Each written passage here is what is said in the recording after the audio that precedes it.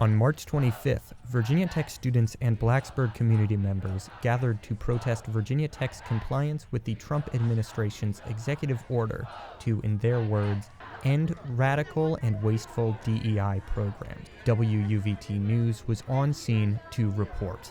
Hi, I'm Mary Peyton Marble with WUVT News outside of Burris Hall. Virginia Tech students and community members are here to protest the Board of Visitors vote to dissolve diversity, equity, and inclusion programs here on campus, following in the footsteps of many colleges across Virginia and the country. The order aims to eliminate what the White House describes as, quote, immoral race and sex-based preferences under the guise of so-called diversity, equity, and inclusion that can violate the civil rights laws of the nation, unquote. As part of our coverage of the protest, WUVT News anchors spoke with student organizers and community members. Hello, my name is Felix Redmond, here with WUVT News. I'm joined here by Tristan Reeves. Tristan, do you care to summarize exactly what this decision is on? Definitely. So what we're seeing is a response by the Board of Visitors at Virginia Tech to dissolve offices that encompass things like diversity, equity, and inclusion as a response of the executive orders from the Trump administration. And what organizations are here today in support of this? Definitely. Some of the number one organizations that have been a part of this have been the Student United Front, the NAACP, Black Mindedness, and the Diversity, Equity, and Inclusion Coalition. And what effects will this decision have on organizations around campus, including the ones that you are here to represent? Definitely. I would say the biggest impact that students are going to face is the lack of opportunities, equitable opportunities where individuals can get involved in student programming, academic initiatives as well that foster these programs where individuals from underrepresented and marginalized backgrounds can be equitably supported across not only the Commonwealth, but especially at Virginia Tech due to this dissolving of Office of Inclusion and Strategic Excellence. Here in Virginia, Governor Glenn Youngkin has spoken about DEI on numerous occasions, claiming that the public conversation has shifted over the past 5 years into a different direction. In 2024, Youngkin requested the academic courses on race relations from Virginia Commonwealth University and George Mason University to his administration for review. Those courses have since been removed as a part of general education requirements. Who am I here with today? I'm Pat Heyer from Our Bodies, Our Choice. Gotcha. And? Andrea Langston, OBOC. Jane Getty, Our Bodies, Our Choice. All right, thank you so much for coming today. Can you tell me a little bit of why you are here specifically today with Virginia Tech students to protest? Oh, we have lots of reasons to be here, but I worked for Virginia Tech for 25 years, and I did DEI my whole life. So this matters so importantly to me. It's like the taking a part of my legacy. Hello, I'm Declan Wasnock with WUVT News, and I'm here with Iman Green. Iman, can you tell us why you are here today? We're here to respond to the Board of Visitors' decision to dissolve DEI here at Virginia Tech. That's the primary thing. Okay, and what do you hope to come from this protest?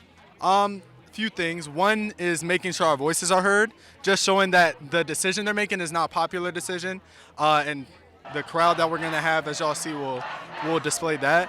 And then also getting people together so we can start building stuff together that'll help us deal with what's about to happen. How do you and other more of your peers expect to be impacted by this decision? For at least I can speak specifically to the Black community, it's going to be a devastating thing, not even as much because of materially what it does, though that is a real problem, but it's really the message it sends. That Virginia Tech is okay with moving backwards and okay with reinterpreting the law into ways that discriminate against us. You know what I mean? That's the problem we're having. And last question, if you have anything you want to say to the Board of Visitors, what would you say? Y'all should reverse the decision. Y'all have done it before. Y'all can reverse it again.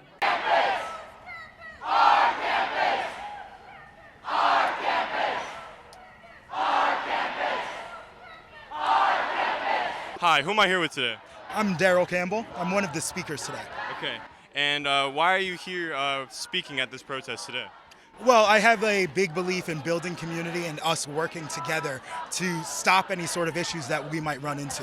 That's really what this is all about. A lot of these orders are coming down from the federal government, so it makes it a little more difficult for the administration to not follow through. But at least if we show that we are a community that cares and that we want to make a change, they have to at least consider that and figure out the best way to do that for us. Standing for diversity, equity, and inclusion, DEI has become a controversial term. Supporters see it as a tool to promote anti-discrimination policies and represent all peoples, especially those who have been historically underrepresented. Those against DEI say it undermines individual merit, at times referring to it as reverse discrimination. How is the Virginia Tech community impacted by these federal decisions that are being made? Well, I think it'll result in a lot of students not coming to this university, whether they be international or whether they be from a small neighborhood where they just didn't have anybody come through to talk to them. There are a lot of communities out there that need to be reached so that we can have this kind of turnout and this kind of interaction between everybody. Okay. And would you say DEI is a positive thing on campuses around the U.S.? I think it's positive because it allows people that opportunity. A lot of people think of it as a minority quota kind of thing. That's not the intention of it. The intention is to reach disparate communities so that way they are able to understand, hey, you have this opportunity out there. Now, when they get in there and they actually perform better than most of the people that are getting interviewed, I mean, come on. Okay. Yeah. And if you have anything to say to someone that is maybe not so familiar with DEI or against DEI, what would you say to them? I would say when you think of DEI, don't think of the minorities. Think about the women, veterans, elderly, and everyone else that comes along with that. In the past decade, Virginia Tech has introduced a number of DEI programs, such as Inclusive VT, described by Virginia Tech President Tim Sands as, quote, an institutional and individual commitment to wuvt-fm and the celebration of inclusive communities, education, and excellence, unquote. There's a lot at stake for these colleges. Major federal funding is in jeopardy.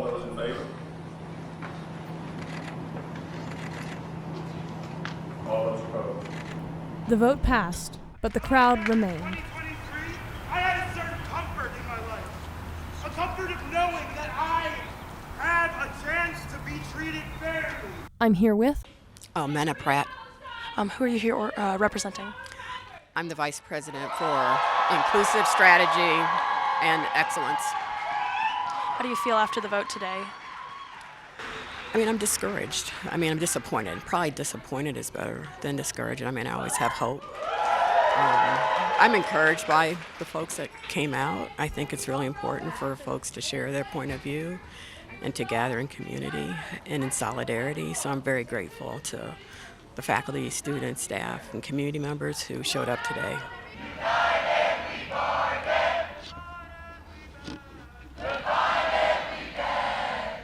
I'm Megan McHenry. I'm with the Virginia Tech Students United Front. And how do you feel after the BOV vote to comply with President Donald Trump? I am absolutely disgusted by our BOV and the companies that they work for and how institutions seem to hold all of the power despite students, almost 1,000 people being out here today. We've asked Tim Sands to meet with us personally every single time. He just says, we are going to reaffirm our principles of community. Have we? The Board of Visitors has requested an update on compliance after a period of 30 days. The extent to which the board's decision will affect Virginia Tech students and their communities remains to be seen.